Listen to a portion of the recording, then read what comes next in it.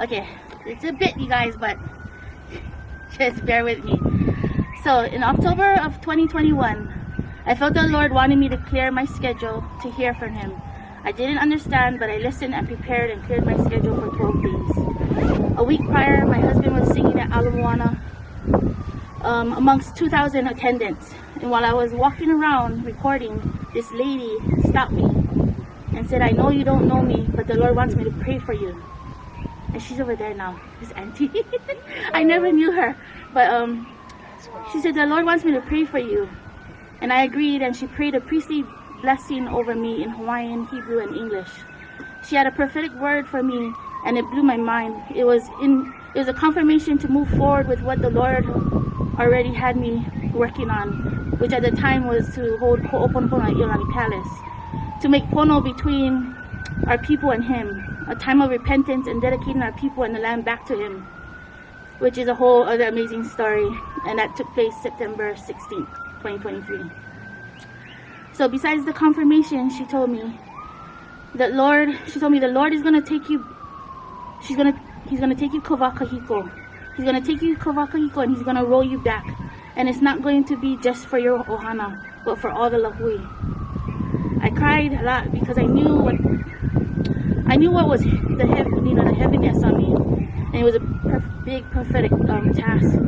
But it was very humbling to get confirmation that what I was seeing and knowing I had to do, that He was with me. So that was like major confirmation. Anyway, so that was like right before my sabbatical. I began my 12-day sabbatical, and on the first day, He had me go to Kukani Loko, birthing stones. And as I was walking around praying, and I didn't know why I was there, but I'm walking around like, "Lord, what am I doing here?" And I'm asking Him to cleanse our people, heal the land, and heal our hearts. And I hear in my spirit there's a rebirth of our people coming. And so each day, all 12 days, there was like amazing prophetic things happening. Roxy, you know, yeah, I tell you at work all the time, like crazy things. And so it led to me to take another sabbatical, because I'm taking these sabbaticals, and it's like He's showing me secrets. It's like the Goonies, okay? It's like a treasure hunt of Hawaiian stuff. So and then He leads me out for another one. So, but the second sabbatical I take, all of a sudden, I bust out my scroll. It's like 2 o'clock in the morning. Oh, I don't have it. It's over there. It's by the cross. But I have a scroll. It's really long, and it's my genealogy. My grandfather was a genealogist, and it's back to Adam and Eve. It's over 2,000 years here in Hawaii, but also goes all the way back to Adam and Eve. And so I never understood it. I wasn't raised with them, so I didn't know how to read all the lines, because it's all crazy. So anyways, I had it for over 10 years. But that second sabbatical, 2 o'clock in the morning, all the lines clicked. It all clicked. And I was able to I traced my grandfather's mom's line, and then his dad's line. It separated, and then it connected back 1090 AD. And really big, it said Palena. And I was like, what the heck? Because my daughter named her business Palena Ole a year prior. And I was like, okay, wow, like, is this coincidence, or do I like dig deeper? So I dig deeper, and on the scroll, the wife's name says Hikawai Nui. And I'm like, oh, are you trying to show me something? Like, I dig deeper. So I was making sure so he had it done before any internet. So this scroll was all made like in the 70s, before internet. So I was seeing if it was tracing and matching up with people's stuff online, and it was matching. But then the wife's name, besides Hikawai Nui, it said Hiilani-Hiilea Lia.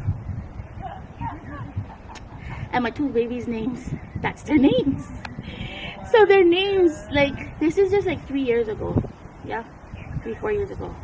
Their names is there 1,000 years ago. And then the husband's name is my daughter's business name. So that's a trip, right? So I was so in awe, and the scripture Jeremiah 1:5 came to me. Before I formed you in the womb, I knew you. Before you were born, I sanctified you. I ordained you a prophet to the nations. And as I started to dig deeper and deeper, I found out that Palena's father's name is Haho. And Haho, he created the use of the ahu'ula, the capes, the niho palawa, the hair with the, the whale's tooth, all of that. It started from him. Okay? So right above my daughter there, it started from him. Where am I? And so these signs, I was like, wow, Lord, that's so major. Like, I'm so, royal. I get proof. I can show them to anybody. I get proof. And so, right? And then, but I'm like, this is so major, Lord, but where's your glory in it? What about you? What is this about? And so I started to dig, and I found out that Haho, he created this thing called the Song of Eternity. Okay? And I was like, you like us make one song? That's what we do. We make music, right? But then I found an article with parts of the Song of Eternity. And it says that the Song of Eternity is heroic epic stories of our people. So I'm like, Lord, is this story of you? Because it's 1,000 years ago. It's before Pa'au. It's before the Kapu system. So is this of you? And so it says, there's this little clip on it, and it says that the poems and chants were collected into one unit by the sacred Prince Haho, King of Hawaii. He's 108th monarch in direct succession from Wakea, the Hawaiian god of light. Okay? So the last time that it was recited in its entirety was at it's called necrological ceremonies attending the funeral of Prince William Charles Liholiho. So the Song of Eternity is from 1,000 years ago. That's like, from my girls above them. It was recited fully at Prince Lunalilo's funeral. Portions of it has been chanted at the coronation of David Kalakaua, funerals of Queen Emma, Queen Liliuokalani, Princess William Lele Ohoku, and Prince David Kawananakoa. Sorry. But that's like proof, right? That he must be something of importance to our people, especially our reigning. So I started digging, and in the findings of this Song of Eternity, he doesn't give the full what it is, but there's little parts to it. And it says, there's one thing it says, that once when Wakea looked on the universe, so Wakea is known as a god, sky father, right? But in here it said god of light. Once when Wakea looked on the universe, he saw the lovely Papa, goddess of earth, it says, and he loved her.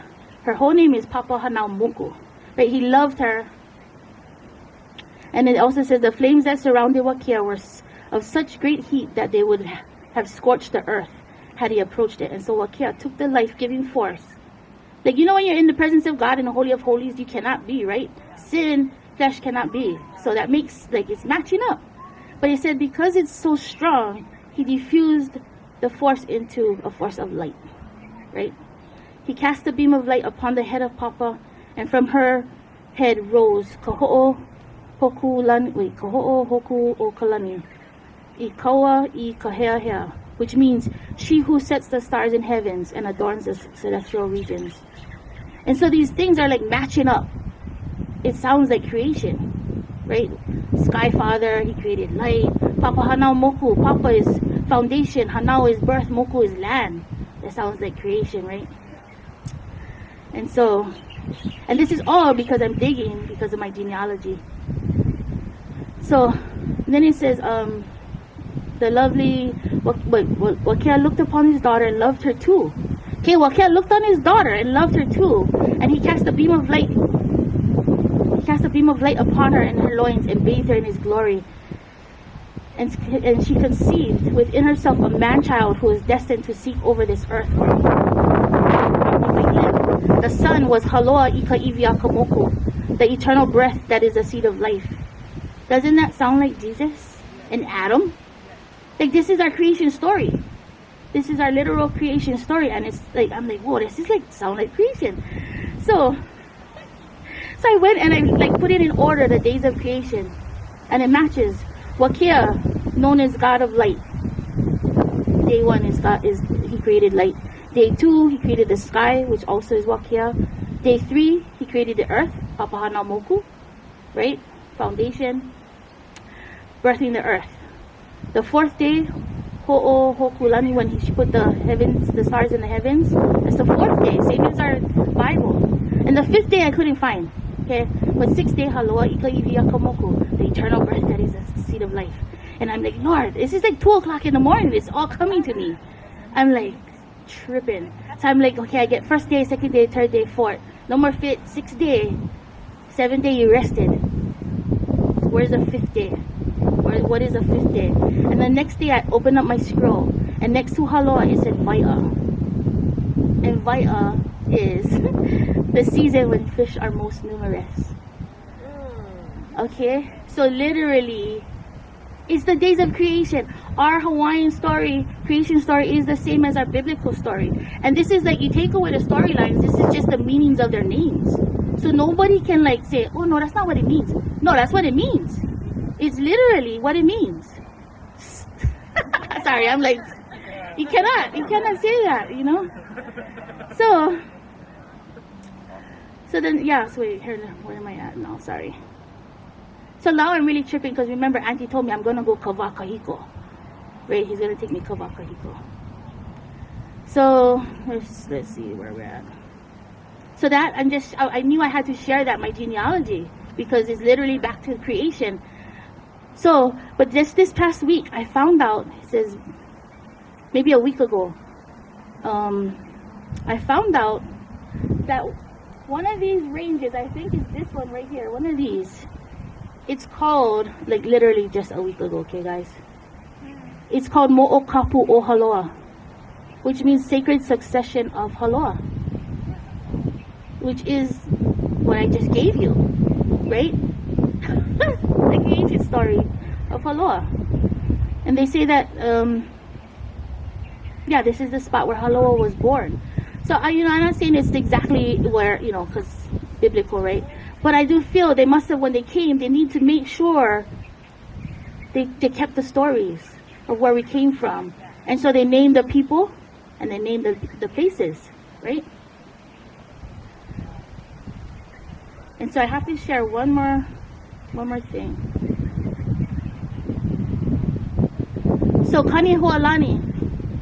Okay, so Luanu'u, there's a story, you guys. Luanu'u, he was the ancestor of the race of a Navao, a wild people, and a race of Menahuni. Okay, the Navao people were people of large size, wild, and the other ones, they were Menahunis, numerous and powerful. So one guy was good, one side was nuts, yeah. And then Luanu'u also, during his time, he started the circumcision. Did you guys know we had circumcision before our missionaries came? Okay. So, Luanu'u, who does that sound like? That gave birth to 2 races and did circumcision? You guys know? Abraham. Okay? So, watch this. It says, so there's this, besides that, it says this is a legend of Luanu'u. So this guy from here, Luanu'u, also known as Kanehoalani, which is the name of this top, okay? It says the god Kane ordered Luanu'u to go up on a mountain and perform a sacrifice. Right? Sounds like Abraham, yeah? Luanu'u looked up among the mountains of Kahiki Ku, but none of them appeared suitable for that purpose. Then Luanu'u inquired of God where he might find a proper place. And God replied to him, go travel to the eastward, and where you find a sharp peaked hill projecting into the ocean, that is the hill for the sacrifice. So this literally is like same as Abraham, right? Going to take Isaac. And this is the point. This is where he's to give the sacrifice. And then it says, then Luanu'u and his son Kupulu Pulu Nu'u and his servant Pule, Luanu'u, started off in their boat to the eastward. And in remembrance of the event, the Hawaiians called the mountain range above Kualoa after Kanehoalani. Okay? What does Kanehoalani mean, you guys? This is just yesterday morning. Okay?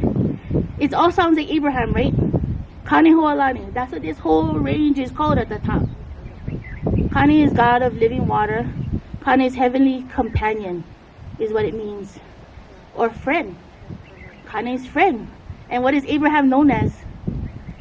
the friend of God. Oh, what? Nobody can say that's not true. That's what it says in their name. Right? I just found this out yesterday. So that's why I wanted to do it right here, like out in the open, you guys. So I'm not saying it's exactly by, you know, biblical spot, but I'm pretty sure they made sure they didn't forget the stories. And then, oh, and I gotta share, you guys, I just got accepted for a workshop to make my own ahu'ula. I got a scholarship for free during this sabbatical, you guys. Like on the 6th. So yeah, I just have to share that. Is that like, it all represents Jesus everywhere, you guys. Josh, did you want to share about Esther? So I do have, I don't know if you guys saw it, but I do have this, and it's what Esther, because we're doing like an event that represents Esther approaching the king to save his people, to save her people. And so I just wanted to read this. It said, if it pleases you, king, and if I have found favor with you, and if you think it is right, and if I am pleasing to you, Lord, let there be a decree that reverses the orders made by the son of perdition, who ordered the destruction of our Hawaiian people and our land.